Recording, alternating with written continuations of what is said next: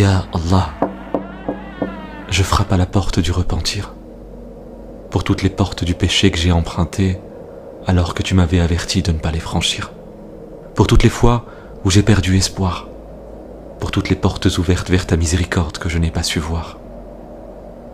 Ya Allah, la clé dans la serrure pour la première fois, tu as ouvert pour moi les portes de cette dunya.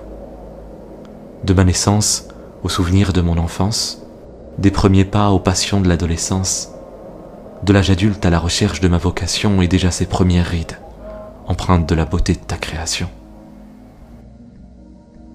Je repense à ces portes qui ont claqué sans prévenir, celles que mes parents ont franchies sans jamais revenir, ne laissant derrière eux qu'un lointain souvenir et le rappel d'une vie éphémère où l'homme ne cesse de courir. Je repense aux portes que tu as gardées fermées pour moi et que j'ai souvent tenté de forcer, sans comprendre que tu me protégeais du mal qui s'y cachait, sans comprendre que toi seul en détenais les clés. Oh Allah, cette fois le son semble différent. Ce n'est plus le toc-toc d'une porte qui retentit, mais le frottement de mon linceul touchant la terre humide.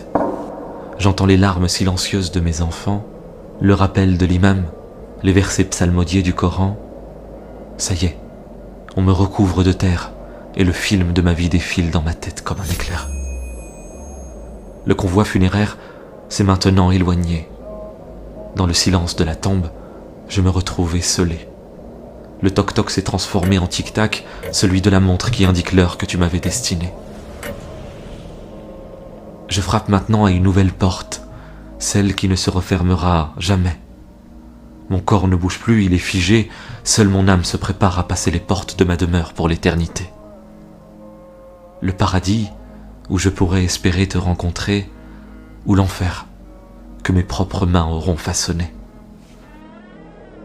Alors,